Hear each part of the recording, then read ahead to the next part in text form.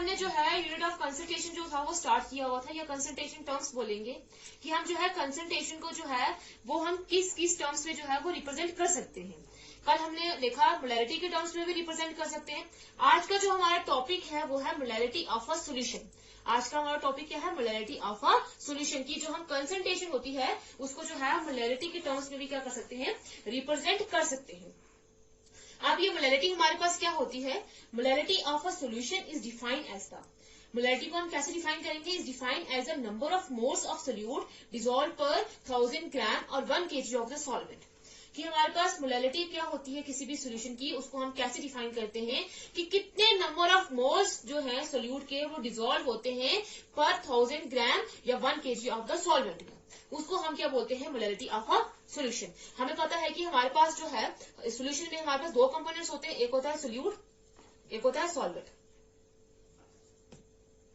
Solute वो component होता है जो लेस क्वांटिटी में प्रेजेंट होता है और सॉल्वेंट वो कंपोनेंट होता है जो मोर क्वांटिटी में प्रेजेंट होता है।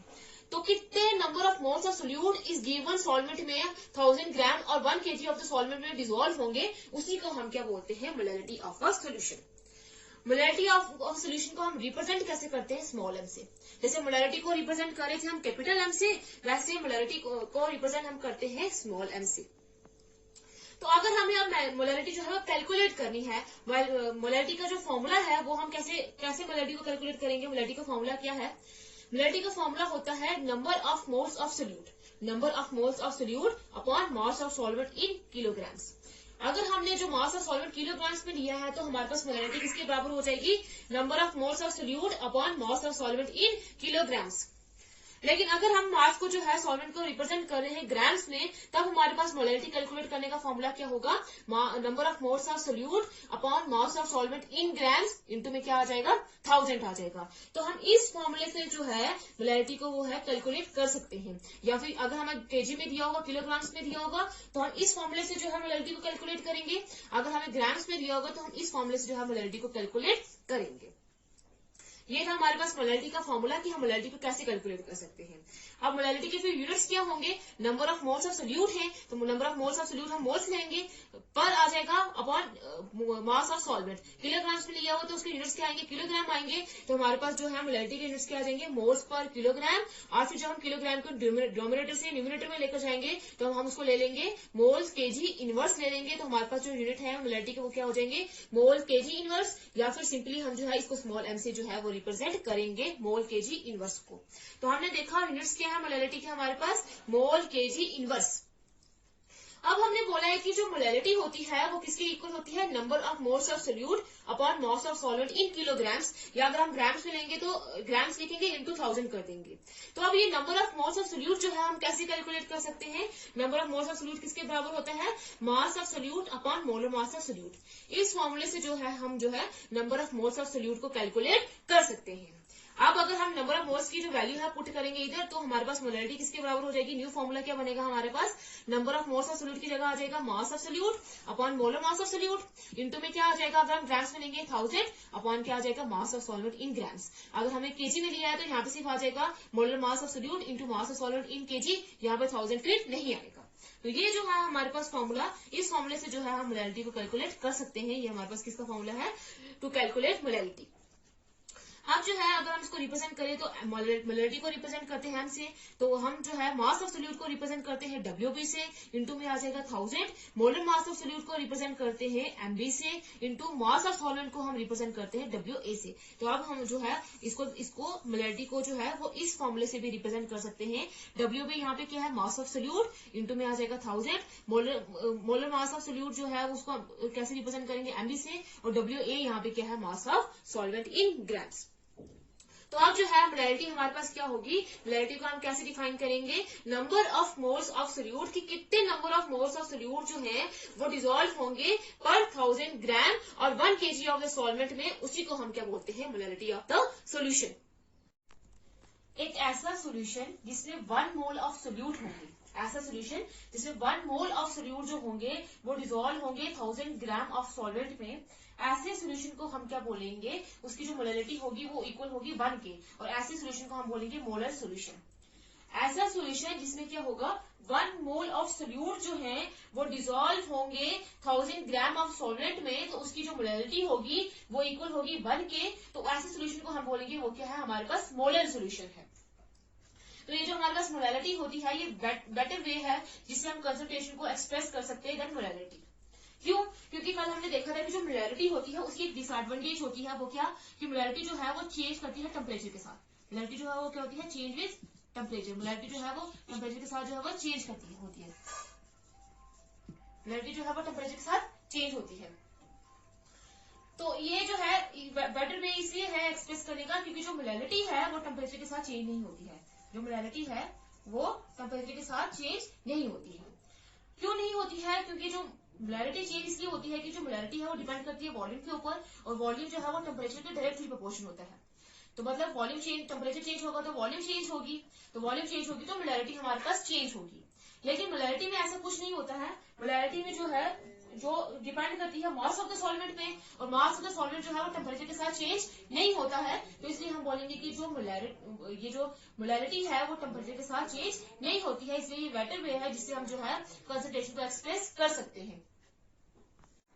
अब हम कुछ एग्जांपल डिस्कस करेंगे कि मोलैलिटी किसी भी कंपोनेंट की, किसी भी सॉल्यूशन की कैसे कैलकुलेट करते हैं हम। तो एग्जांपल है a solution of glucose in water is labelled as 10% weight by weight, calculate the molality. हमारे पास एक सॉल्यूशन है ग्लूकोज का जो हमने बनाया है ग्लूकोज को वाटर में ऐड करके, जिसका मास परसेंटेज हमें दिया हुआ है। मास बाय मास है, वेट बाय वेट है, तो मास दिया होगा, तो मास परसेंटेज हमें दिया हुआ है 10%, तो हमने उसकी मोलैलिटी निकालनी है।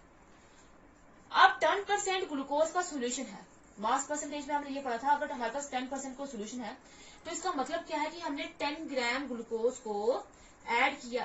10 ग्राम ग्लूकोज प्रेजेंट है किसमें, 100 ग्राम ऑफ सोल्यूशन में। 10 ग्राम ऑफ ग्लूकोज प्रेजेंट है किसमें, 100 ग्राम ऑफ सोल्यूशन में। इस 10% का मतलब ये है। या फिर हम ऐसे बोल सकते हैं कि 10 ग्राम ग्लूकोज को हमने ऐड किया है 90 ग्राम ऑफ वाटर में, और इन दोनों ने मिलकर क्या बनाया है, 100 ग्राम ऑफ सोल्यूशन बनाया है। ये इसका मतलब है। अब ग्लूकोज जो है वो लेसर क्वांटिटी में प्रेजेंट है, तो ये होगा हमारे पास क्या, सोल्यूट। और वाटर जो है वो हमारे पास लार्ज क्वांटिटी में प्रेजेंट है, तो वो है हमारे पास सॉल्वेंट। सोल्यूट और सॉल्वेंट दोनों मिलकर क्या बनाते हैं, सोल्यूशन बनाते हैं। 10 ग्राम ग्लूकोज और 90 ग्राम वाटर ने मिलकर क्या बना दिया है, 100 ग्राम सोल्यूशन बना दिया है। अब हमें इनकी मोलैलिटी कैलकुलेट करनी है। तो मोलैलिटी हमारे पास किसी भी सोल्यूशन की क्या होती है, हम उसको स्मॉल एम से डिनोट करते हैं। किसी भी सोल्यूशन की क्या होती है, मोल्स ऑफ सोल्यूट, जो यहाँ पे क्या है, ग्लूकोज है, अपॉन मास ऑफ सॉल्वेंट, जो यहाँ पे क्या है, वाटर। अगर ग्राम्स में दिया होगा तो हमारे पास क्या आ जाएगा, मल्टीप्लाई कर देंगे किससे, 1000 से, तो ये आ गया 1000। इस फॉर्मूले से कैलकुलेट कर सकते हैं। अब हमें मास ऑफ वाटर तो दिया हुआ है, हमने बोला कि 10 ग्राम ग्लूकोज को 90 ग्राम वाटर में डिसॉल्व किया, तभी हमारे पास 100 ग्राम सोल्यूशन बना। मास तो दिया हुआ है लेकिन मोल्स ऑफ सोल्यूट हमें नहीं दिए हुए हैं, मतलब मोल्स ऑफ ग्लूकोज हमें नहीं दिए हुए हैं। तो पहले हम मोल्स ऑफ ग्लूकोज कैलकुलेट करेंगे। मोल्स ऑफ ग्लूकोज किसके बराबर होगा, सोल्यूट किसके बराबर होता है, उसी का mass, mass of glucose upon molar mass. तो मोलर मास तो हमें ग्लूकोज का दिया होगा 10 ग्राम, लेकिन मोलर मास दिया नहीं हुआ। तो हम अगर मोलर मास कैलकुलेट करेंगे, वो किसके बराबर होता है, मोलर मास, वो होता है मोलर मास किसका, ग्लूकोज का फॉर्मूला क्या है, C6H12O6। ग्लूकोज का फॉर्मूला क्या होता है, C6H12O6। अगर हम एक कार्बन आइटम की बात करें तो उसका मास होता है 12, तो 6 है तो आ जाएगा 6 × 12, प्लस एक हाइड्रोजन आइटम की बात करें तो उसका मास होता है 1, यहाँ पे 12 है तो 1 × 12 आ जाएगा, प्लस एक ऑक्सीजन आइटम की बात करें तो उसका मास होता है हमारे पास 16, तो यहाँ पे हमारे पास 6 है तो आ जाएगा 6 × 16। तो अगर हम इसको कैलकुलेट करेंगे तो कैलकुलेट करके हमारे पास क्या आएगा, 180। कैलकुलेट करके क्या आएगा हमारे पास, 180 आएगा। तो इसका मोलर मास हमारे पास निकल गया। अब हम मोल्स ऑफ ग्लूकोज निकाल सकते हैं। मास कितना दिया होगा ग्लूकोज का, 10। मोलर मास कितना है हमारे पास, 180। ये 0 से ये 0 कैंसिल, तो आ जाएगा 1/18। 1 को 18 से डिवाइड करेंगे तो हमारे पास आएगा 0.0556। ये हमारे पास क्या निकले, नंबर ऑफ मोल्स निकले। अब हम मोलैलिटी कैलकुलेट कर सकते हैं। Number of moles of solute glucose के कितने हैं, 0.0556, upon mass of solvent water का ग्राम्स में कितना दिया हुआ है 90, ग्राम्स में दिया हुआ तो इंटू में क्या आ जाएगा हमारे पास 1000 आ जाएगा। ये 0 से ये 0 कैंसिल, तो आ जाएगा हमारे पास, इसको इससे मल्टीप्लाई करेंगे तो आ जाएगा 5.56 अपॉन 9, इन दोनों को डिवाइड करेंगे तो आ जाएगा 0.618। ये निकली हमारे पास मोलैलिटी। अब मोलैलिटी के यूनिट्स क्या होते हैं, मोल्स, केजी इनवर्स, या फिर सिंपली हम क्या लिख सकते हैं 0.618 m मोलैलिटी। तो ये निकली हमारे पास किसकी, सोल्यूशन की मोलैलिटी। ऐसे हम सोल्यूशन की मोलैलिटी को कैलकुलेट कर सकते हैं। अब हम एक और एग्जांपल डिस्कस करेंगे कि मोलैलिटी किसी भी सोल्यूशन की हम कैसे कैलकुलेट करते हैं। तो हमारे पास है 2.5 ग्राम ऑफ इथेनोइक एसिड। इस इथेनोइक एसिड को हम एसिटिक एसिड भी बोलते हैं। इसका फॉर्मूला है CH3COOH is dissolved in 75 gram of benzene. Benzene का फॉर्मूला होता है C6H6। हमने क्या किया है 2.5 gram of acetic acid ethanoic acid को हमने डिसॉल्व किया है 75 ग्राम ऑफ बेंजीन में। हमने कैलकुलेट करना है मोलैलिटी सॉल्यूशन की। अब यहाँ पे 2.5 ग्राम इथेनोइक एसिड है तो ये लेसर क्वांटिटी में प्रेजेंट है तो ये क्या होगा, सोल्यूट होगा। और बेंजीन हमारे पास 75 ग्राम है तो लार्जर क्वांटिटी में प्रेजेंट है तो ये हमारे पास क्या होगा, सॉल्वेंट होगा। तो सोल्यूट और सॉल्वेंट मिलकर क्या बनाएंगे, सोल्यूशन बनाएंगे। तो उसी सोल्यूशन की हमने मोलैलिटी कैलकुलेट करनी है। सबसे पहले हमें गिवन में क्या दिया हुआ है, मास ऑफ इथेनोइक एसिड दिया हुआ है, कितना दिया हुआ है 2.5 ग्राम। उसके बाद दिया हुआ है मास ऑफ बेंजीन 75 ग्राम। ये है हमारे पास सोल्यूट और ये है हमारे पास सॉल्वेंट। दोनों मिलकर क्या बना देंगे, सोल्यूशन।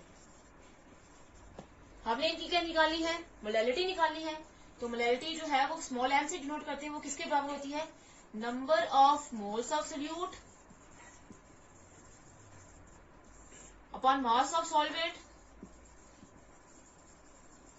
अगर ग्राम्स में दिया होगा तो इन ग्राम्स, जब ग्राम्स में दिया होगा तो हम मल्टीप्लाई कर देंगे किससे, 1000 से, क्योंकि 1 किलोग्राम में कितने ग्राम्स होते हैं, 1000। अब मास ऑफ सॉल्वेंट हमें दिया हुआ है, सॉल्वेंट हमारे पास यहाँ पे बेंजीन है तो दिया हुआ है 75 ग्राम्स, लेकिन हमें number of moles of solute नहीं दिए हुए हैं जो हमें कैलकुलेट करने हैं। तो number of moles of solute हम कैसे कैलकुलेट करते हैं, मोल्स ऑफ सोल्यूट किसके बराबर होता है, मास of solute upon molar mass of solute. तो मास ऑफ सोल्यूट हमें दिया हुआ है, सोल्यूट यहाँ पे इथेनोइक एसिड है तो उसका मास हमें दिया हुआ है, लेकिन मोलर मास हमें नहीं दिया हुआ है।